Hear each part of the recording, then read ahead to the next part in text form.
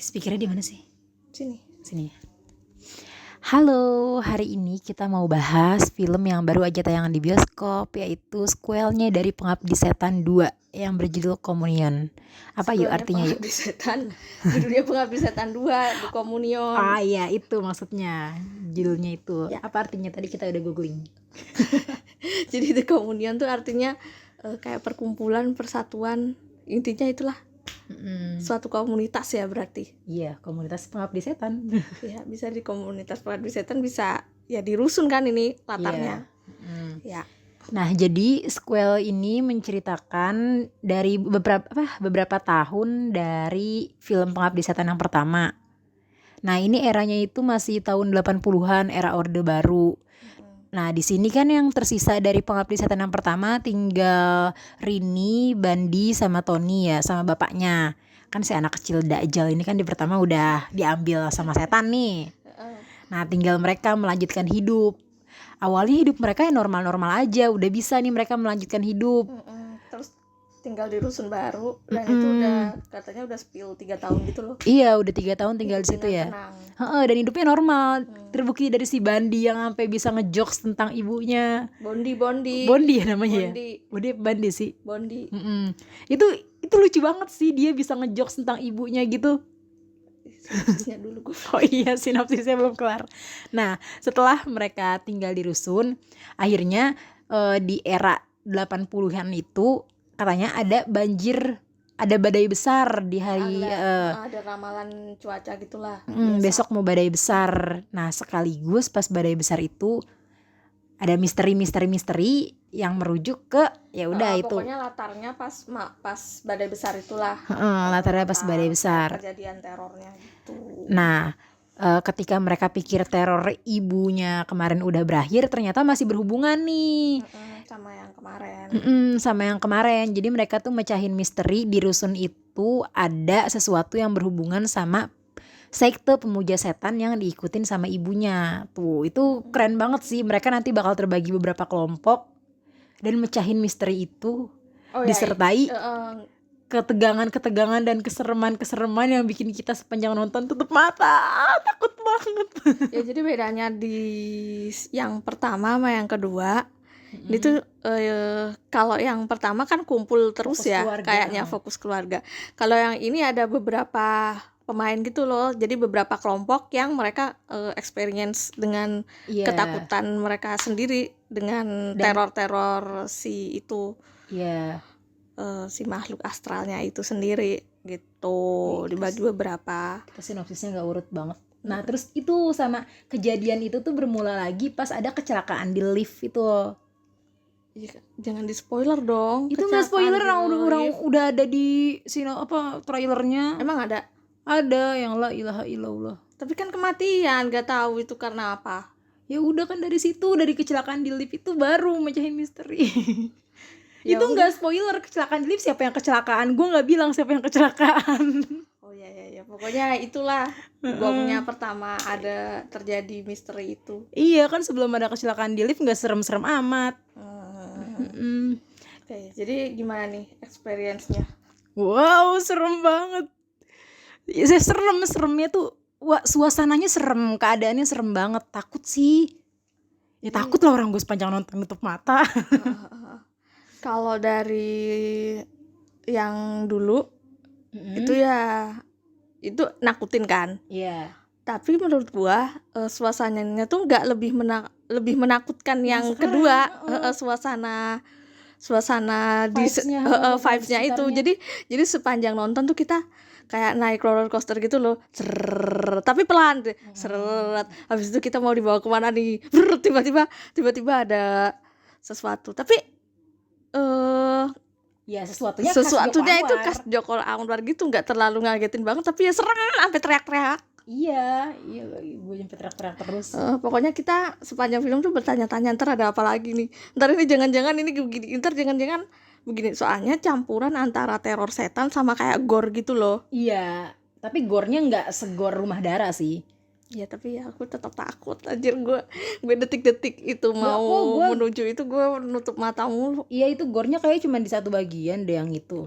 Ya soalnya kita udah bisa memprediksi. Nah, bagusnya Joko Anwar tuh Dia tuh ngasih satu petunjuk rapi kalau buat suatu scene itu jadi meledak gitu loh. Jadi kita penonton tuh waduh itu kan tadi begini, ini pasti kelanjutannya begini, kayak ngumpul jadi satu begitu dan ntar pasti jadi begini. Meledak dan itu menakutkan. Nah, terus yang paling penting juga kan film horor Indonesia nih nggak film horor doang sih. Kebanyakan film kita tuh plottingnya agak kurang ya. Ya lemah di cerita. Iya, lemah di cerita. Jadi kalau film horor fokusnya nakut-nakutin, sedangkan alurnya sendiri berantakan. Nah, Pengabdi Setan 2 ini nakutin iya, tapi tetap plotnya tuh tetap jalan dan teraturnya tuh bener-bener wah gila gitu kan. Setiap scene tuh ada tujuannya. Iya, ada tujuannya. Misalkan ini ada barang sepele gitu loh, kayak koin jatuh gitu loh. Koin jatuh dan ternyata ini tuh ada maksudnya. Kenapa koin ini harus jatuh gitu, gak sekedar jatuh doang. Iya, sampai ngitung rumah susun ada berapa lantai aja tuh ada tujuannya. Terus apa lagi yang itu bagus? Dari segi menakutkan. Terus kayak dari dialog, jokes. Dialognya bagus banget sih. Dialog bagus, mulai dari dialog di keluarganya. Si Bondi sih menurut gue yang kayak pegang nyawa gitu, ngidupin keluarganya. Iya. Dia suka bahas-bahas yang dengan santainya bahas tentang ibunya. Iya. Ya, bapak dulu lonceng. Ya, bapak dulu waktu nikah sama ibu juga ibu lebih tua. Langsung diem semua waktu makan. Gitu. Sama teman-temannya dia juga bahasnya enteng. Ngata-ngatain orang tua gitu enggak sih? Si Bondi ini kan di rumah susun dia kayak bahas dark jokes tapi lucu gitu. Nah, Bondi ini makanya kan kayak setelah mereka teror di rumah itu, mereka udah bisa mulai kehidupan terbukti dengan Bondi yang bisa punya teman-teman. Nah, gengnya Bondi ini. Kerja si kakaknya malah mau kayak kuliah. Si Bondi siapa? Tony malah ada asmara-asmaranya gitu loh. Oh iya, sama Ratu Felisa itu. Dia kan mulai gede. Itu juga bagus itu si Tony. Dan mereka dan bagusnya lagi ada di apa ya? Manusiawi, mereka tuh takut. Manusiawi. Ngadepin itu tuh ya takut. Meskipun ya penasaran, greget sih. Kenapa sih orang penasaran banget? Kayaknya kalau gue gak bakal penasaran dong, mengunci di kamar aja. Tapi mereka ya takut ngadepinnya. Ada keadaan yang memaksa mereka untuk berpencar keluar gitu. Iya, yang paling nyariin apa gitu. Suasana sih horor, kalau dibilang vibesnya horor sih ya suasananya horor. Ini enggak spoiler yuk. Tapi menurut gue bagian paling horor tuh yang ngecekin kamar-kamar. Oh, ini di teaser ada deh. Iya, ada kan, yang ngecekin kamar-kamar mayat. Kamar-kamar yang udah dipocongin kan, karena badai gede otomatis mereka nggak bisa langsung dikuburin dong. Jadi mereka stay dulu nih semalam. Jadi Pengabdi Setan ini ngambil timelinenya cuma 1 malam itu ya, 2 hari 1 malam itu. Gentingnya pas 1 malam itulah setelah tragedi lift itu. Nah itu otomatis kan banyak korban. Jadi di tiap kamar tuh ada mayat-mayat yang belum dikuburin. Nah habis itu kayak yang hidup ini kayak memastikan apakah si mayat-mayat itu aman, kayak nggak kebocoran atau gimana gitulah akhirnya. Dan ya tau lah, namanya liatin mayat pasti takut. Iya, bayangin badai gede, mati lampu, liatin mayat udah dikafanin, dipocongin, meskipun tuh mayat nggak hidup tapi tetap serem gitu. Jadi kayak kita bukan cuma nonton si Tony-nya melakukan setan tapi gitu. kitanya juga ya takut, kitanya juga takut. Kita dibawa berpetualang buat melihat merasakan itu, pengalaman itu gitu. Takut sih. Terus kayak nggak berani sih kalau nonton. Terus kita kan nonton di IMAX ya. Menurut gue yang paling membedakan itu itunya sih, suara scoringnya sih. Wah, scoringnya mantep, debum-debumnya pas lagi tegang jeger bikin kita ikutan deg-degan sama capek sendiri. Gue tuh capek anjir. Jadi jempol gue tuh nutupin telinga, terus ini gue nutupin mata. Jadi ya emang setakut itu. Anjir, gue takut itu. Terus di samping gue mas kan dia gini makanya dia gini. Terus gue iseng nengok penonton lain dan mereka semua. Ya bener. Nyari semua orang kayak begini. Nutup mata juga. Ya itu hebat banget yang gak kayak begini, aduh.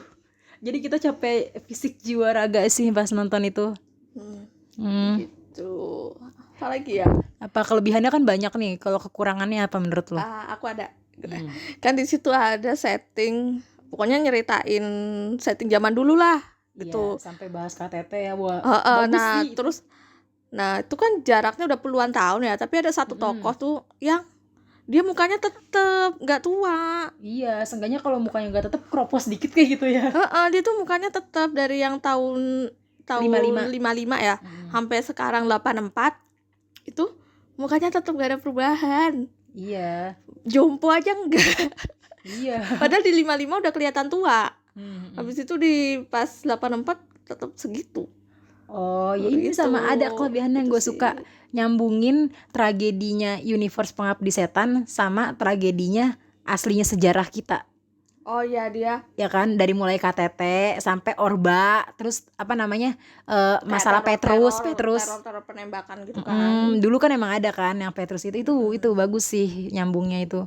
Settingnya juga sih kayak penataan si detail, pokoknya detail banget lah, dari koran, dari Iya, bagus banget suasana zaman dulu ya. Transport, ada orang-orang, fashionnya juga. Iya. Gitu sih. Nah kekurangan lainnya setelah nonton kita jadi agak pusing gitu di kelebihannya. Sekarang kekurangannya setelah nonton kita masih mikir. Ya ada kayak beberapa yang kita pertanyakan ya. Misteri yang belum terpecahkan gitu ya. Kita bingung mau nanya ke siapa. Iya, entah kita nontonnya kurang jeli karena sibuk ketakutan atau memang nggak dikasih jawabannya buat kita mikir tapi aja. Emang kebanyakan scene-nya bikin kita menganalisa sendiri gitu loh. Jadi emang nggak gamblang secara eksplisit. Iya, nggak dijelasin. Nah bagusnya tuh secara gamblang kan. Film yang bagus. Dari dialog itu kita jadi padahal dikasih clue loh dialog ini, cuman emang nggak dijelasin langsung. Kayak salah satu clue itu yang ini kok rusun sepi banget, ini kok sepi banget. Itu diulang-ulang terus kan. Itu bikin kita mikir kenapa. Gitu. Ya, pokoknya ini film worth it banget sih. Dan kita nonton pas 1 Suro. Iya, 1 Suro pulang jam 12 malam. Dan itu serem banget. Soalnya abis keluar dari bioskop itu sepi, udah gelap semua kan. Dan kita nonton nggak di Jakarta, kita nonton di Tangerang. Iya, di mallnya orang lah. Iya, itu kan mall masyarakat kita sendiri. Jadi kita nggak tahu ini pintu keluarnya biasanya kemana. Jadi kita tuh ngelewatin mall yang udah gelap. Kita pikir kita nyasar. Terus ada suara gerubak. Masih Parno ketakutan. Terus pas endingnya kayaknya bakal ada Pengabdi Setan ketiga sih. Iya, kalau lihat dari endingnya sih otomatis bakal ada. Iya, nggak sabar nungguinnya. Oh iya, kita nggak notice ada Muzaki di sini. Gue suka sama Dede itu. Muzaki keren banget actingnya. Dari actingnya sih ya emang udah bagus ya. Dan dia megang plot twist juga. Dia megang mecahin masalah. Keren banget. Dia megang plot twist, pokoknya kunci juga. Dek, kamu bakal jadi aktor hebat deh. Dia nggak cuma jadi bocil yang nongol doang, tapi dia itu berperan dalam cerita. Jadi kayak semua porsi pemain tuh ya emang ada pentingnya, di situ ada porsinya. Kayak teman-temannya si itu juga ada porsinya, temannya si Bondi. Iya, si Jordi, si itu juga si siapa? Tetangga, pokoknya orang yang di rusun itu juga ada porsinya. Pak Kiai juga. Itu ntar kita bahas aja kalau udah boleh spoiler nih si Pak Kiai nih. Tuh. Ya udah sih, dari kita itu aja ya buat reviewnya ya. Jadi sih dari kita itu aja sih. Pokoknya worth it banget sih, ditonton, harus banget ini nonton menurut gua. Ini kita reviewnya berusaha menahan gatel karena sebenarnya kita pengen banget bahasnya. Nanti kita bakalan bahas setelah film ini tayang beberapa hari kemudian. Udah banyak yang tahu, jadi kita mulai bahas teori-teorinya. Ini kita masih cuma reak doang sih. Iya. Dari habis nonton. Nah, nanti setelah kalian nonton, kalian balik lagi nonton kita ya. Buat pembahasannya karena kita gatel banget. Ya gitu sih. Kayak setiap scene tuh minta diomongin. Jadi makanya kalian harus nonton biar ngerti apa yang kita omongin. Itu dari awal sampai habis tuh pengen. Soalnya dia gak cuma horor doang, tapi dari segi cerita misteri juga. Bagus. Horor, misteri, terus ya komedinya juga lucu lah, lumrah manusia dan sama anak-anak cowok gitu kan, emang dialognya begitu kan. Udah favorit gue sih 3 anak kecil itu. Geng Bondi and the Gang. Gitu sih. Iya, udah ditampol juga masih sisiran dong itu. Kocak. Iya, banyak nyelipin scene yang enteng sih, scene remeh, tapi itu ya bagus. Iya. Oke. Kalau skor berapa nih? Dari 1 sampai 10. Lu berapa? 8,8. Gue berapa ya? 8,9 deh. Gue 9 deh, soalnya gue suka. 8,9. Iya, vibes-nya udah bagus deh. Oke, sampai ketemu lagi. Dadah. Dadah.